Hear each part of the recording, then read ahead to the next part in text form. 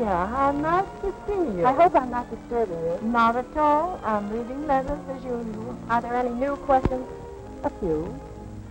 But it's always so interesting as to why there are so many questions about table manners. Well, that's easy to understand, because most people are at ease in their own homes, but often are confused at a dinner party. That's true, and yet manners at the most formal dinner party are exactly the same as they are at home. This is a correctly set place at a dinner table. The silver, as you see, has been arranged according to courses. There should never be more silver than there are courses for which it's intended. For each course, you take the implement furthest from your plate. Croutons are sprinkled into the soup. Crackers are served as such things as clam chowder or oyster stew, in which event it is proper to crumble them, if not too many at a time. You will be provided with a large spoon if your first course is served in a plate. This is eaten with the right hand, and therefore the correct implement is furthest from your plate on the right. You fill the spoon by dipping it away from you, and then sip from the side. If you wish to take the last spoonful of soup, you may tip the plate like this. If soup is served in a cup, it may be eaten this way. Or to drink the soup, remove the spoon and lift the cup by both handles. Avoid making your little fingers conspicuous. Let them relax.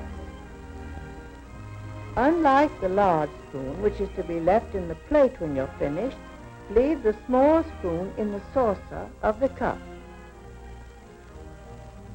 In a house without a maid, the meat is served by the host and passed round the table. Do not begin eating until your food for that course is on your plate. While waiting, you perhaps eat a piece of bread. Break it like this and hold it against the rim of your plate to butter it, or on your bread and butter plate, which is always on your left. Help yourself by using a serving spoon in your right hand and assisting with the serving fork in your left.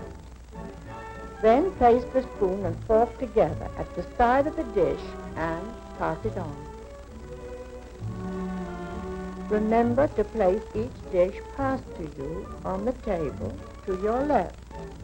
This provides free use of your right hand. Cut small bite-sized pieces of each separately. Try not to talk or take a drink of anything while you have food in your mouth.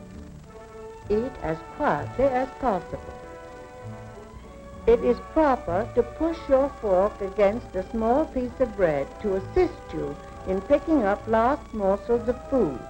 A small piece of bread may also be used to finish the gravy that is left on your plate.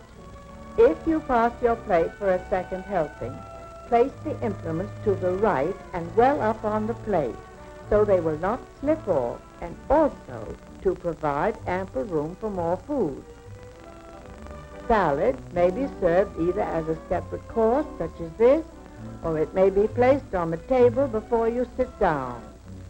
In this case, your salad is that at your left. If a knife is provided, its blade must be of silver or stainless steel. It is absolutely correct to cut your salad with a knife.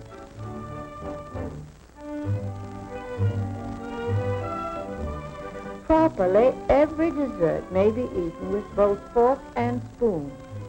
If you're served a whole peach, such as this, hold it with the fork in your left hand and cut the fruit around the pit with the spoon in your right.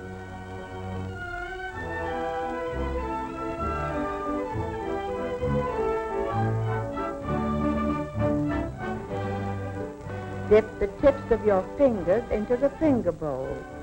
It is correct to pat your lips with your moistened fingers and dry both fingers and lips with your napkin. Among the difficult foods to handle gracefully is spaghetti. It is usually served in long strands covered with sauce and sprinkled with grated cheese. You can manage it best by using the side of your plate as a barricade and twisting it into a bite-sized roll. Practice makes perfect in this operation. If a strand comes loose from your fork, put your fork back into your plate and twist it until all strands are again secured. It is true that asparagus is classified as a finger food, but it is much better table manners to cut the tips and the stalks as far as edible with your fork. It is always better not to risk eating asparagus with your fingers. By using your fork in this manner, you can be sure that at no time will you appear ungraceful. It is always correct to use your spoon and fork for eating any cream-filled dessert. Again, hold it with your fork and cut and eat with your spoon. Managed this way, you will easily control it. Make frequent use of your napkin if dessert is a sticky one, such as this.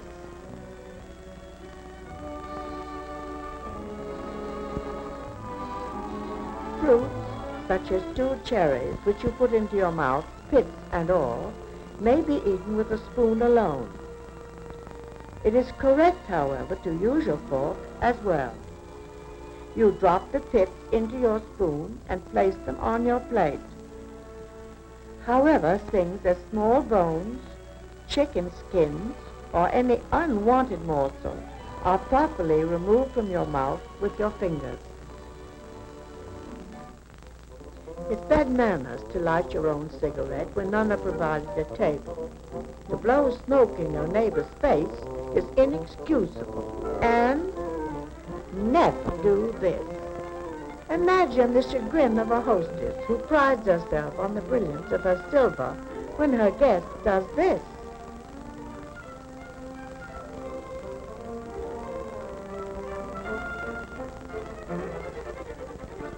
And adds insult to injury by being suspicious of the glassware.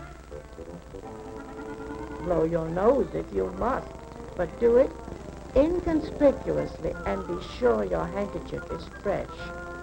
And don't apologize.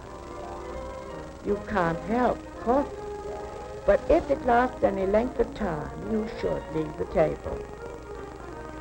Making up a table is not only unattractive, but unnecessary.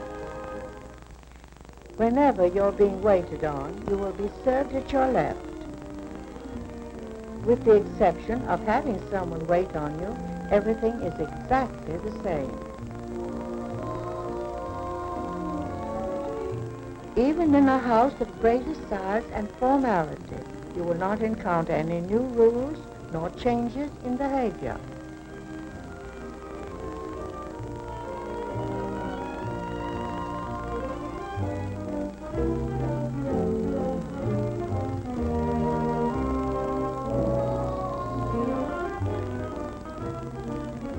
The beverage which you accept will be poured for you in its correct glass.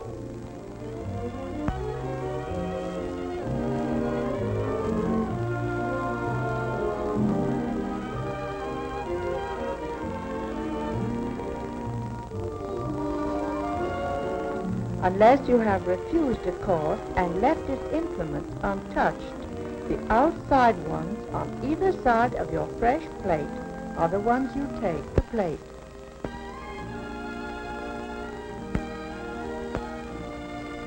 As you see, all table manners follow a set pattern. Once learned, you can never be